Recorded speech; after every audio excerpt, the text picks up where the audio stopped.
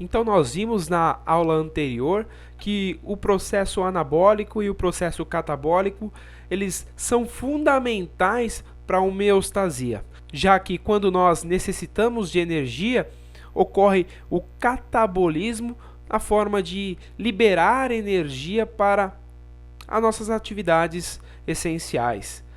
E os hormônios são as peças fundamentais nesses dois processos, já que eles podem ativar as vias anabólicas ou podem inibir essa via anabólica, pode ativar a via catabólica e inibir a via catabólica.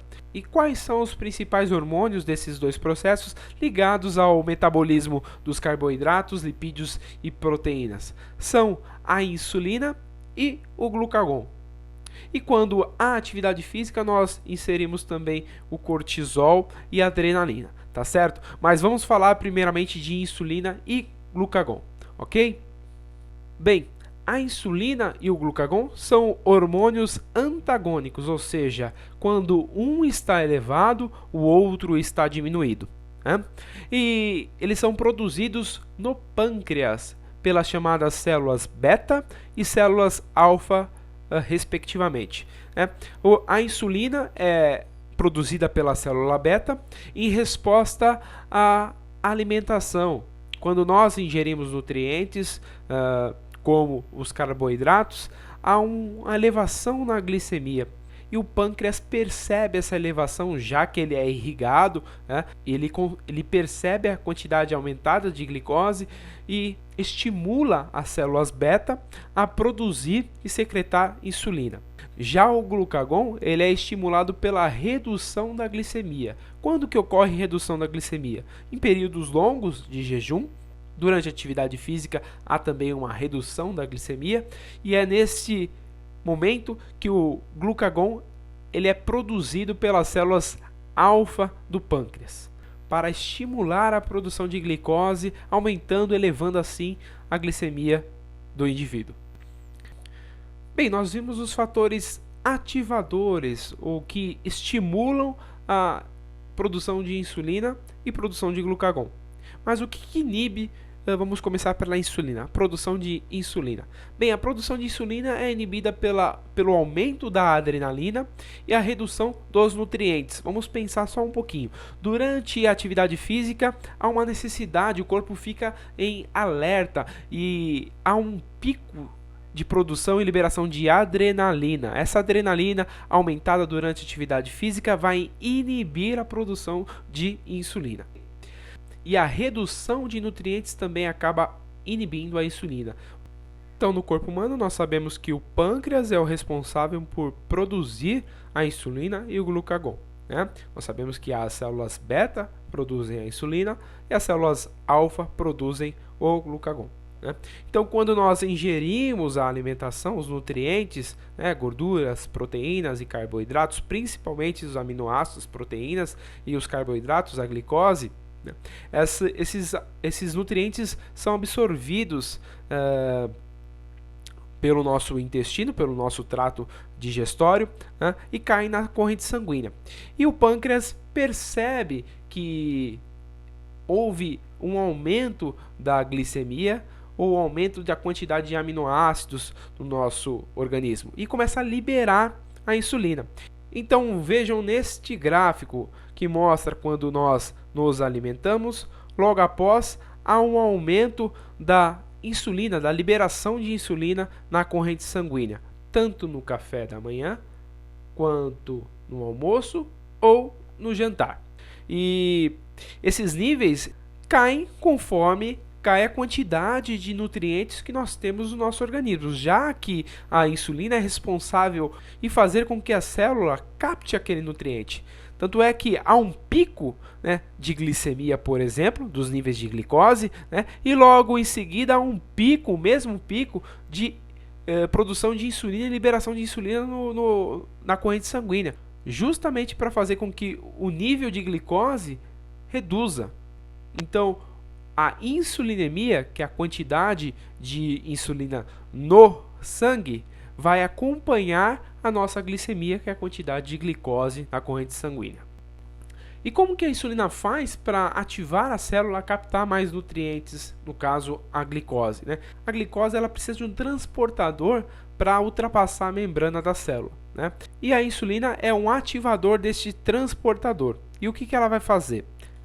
A insulina ela tem na célula um receptor específico. Ela se liga a esse receptor específico e promove uma cascata de reações intracelulares, que vai fazer com que a glicose seja transportada para dentro da célula.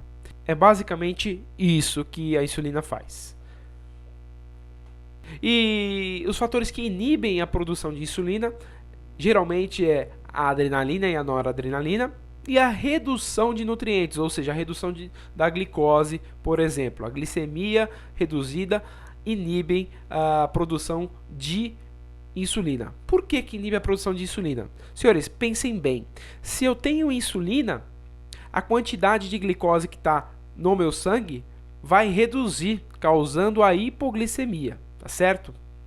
E aí, se eu corto a insulina, se eu diminuo a expressão, a produção e liberação de insulina, a quantidade de glicose vai aumentar. Durante o exercício, nós estamos em estado de alerta. Durante o exercício, há um pico de adrenalina. Esse hormônio adrenalina vai sinalizar para reduzir a produção de insulina, justamente para se manter a quantidade de glicose no sangue ideal para as práticas de atividade física de exercício. Então, esses são os principais inibidores da produção de insulina.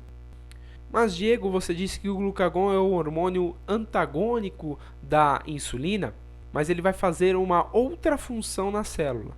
Ele vai ativar as vias de produção e liberação de glicose, aumentando a glicemia. É isso que o glucagon vai fazer, principalmente no fígado, né? Promovendo a gliconeogênese e a glicogênese. Este gráfico representa a relação entre glicose ou glicemia, né, a insulinemia e os níveis de glucagon. Então, nós podemos ver que quando se eleva o nível de glicose na corrente sanguínea, né, há um pico de insulina, né, da liberação de insulina. E logo em seguida, os níveis de glicose começam a reduzir e há uma redução também do nível de insulina na corrente sanguínea. Ao mesmo tempo, quando há um pico de insulina, quando a insulina começa a se elevar na corrente sanguínea, o glucagon começa a reduzir. Ou seja, quanto mais insulina liberada, menor vai ser a produção e liberação de glucagon. Ok, senhores? Acaba sendo o inibidor de glucagon a insulina, tá certo? De forma que quando a glicemia começa a reduzir, os níveis de insulina também reduzem, né, acompanham a glicemia, e o glucagon, que é um hormônio antagônico à insulina, começa a aumentar, justamente para aumentar a liberação de glicose na corrente sanguínea. Este gráfico representa muito bem a regulação plasmática de glicose pela concentração de insulina e glucagon. Então, quando aumenta a glicose plasmática, ou a glicose sanguínea, né, há uma ativação das células beta, há um aumento da secreção de insulina e logo após uma redução da glicemia. O pâncreas vai perceber que a glicemia reduziu. E a glicemia reduzida acaba sendo um controle negativo da produção de insulina, já que o pâncreas vai perceber que reduziu os níveis de glicemia e vai inibir a produção de insulina. E essa produção de insulina inibida acaba elevando a glicose novamente aos níveis normais. Então, vejam que são ajustes finos entre a glicemia e a insulinemia. Tá certo? Da mesma forma que quando aumenta a concentração plasmática de glicose, há uma inibição das células alfa-pancreáticas e, ao mesmo tempo, uma redução da produção de glucagon, que vai favorecer a redução da glicemia, ajudando, então, a ação da insulina. Apresento-lhes a via de ativação do GLUT4, que é o transportador de glicose, né? Então, para que esse transportador de glicose seja ativado e se desloque para a membrana celular para captar a glicose, é necessário que a insulina, neste caso, tá? Que a insulina se ligue a um receptor de membrana, ao seu receptor de membrana específico. Então, quando a insulina se liga ao seu receptor, ela promove toda uma cascata de reações intracelulares, ativando ou inibindo proteínas citosólicas, proteínas que estão ali no citosol.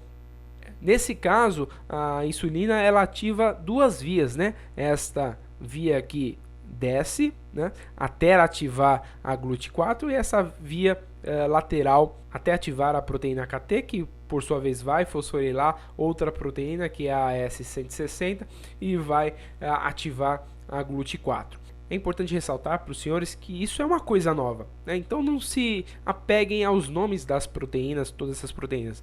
A ideia é o seguinte, é saber que os mecanismos de ativação intracelulares dessas vias, elas se dão por fosforilação de proteínas que ficam nesse citosol, tá certo?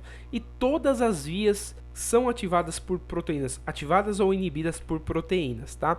E quem leva esses sinais são as proteínas. Ó, vejam nesse exemplo aqui, a insulina se liga ao seu receptor de membrana, que ativa a ERS, que vai ativar a P85, a P110, que por sua vez vai ativar PDK1 e PDK2, que vai possibilitar a ativação da AKT e posteriormente S660, que vai ativar a GLUT4. É uma cascata de sinalização. As proteínas vão sendo ativadas uma a uma, ou seja, elas ativam a proteína seguinte, né?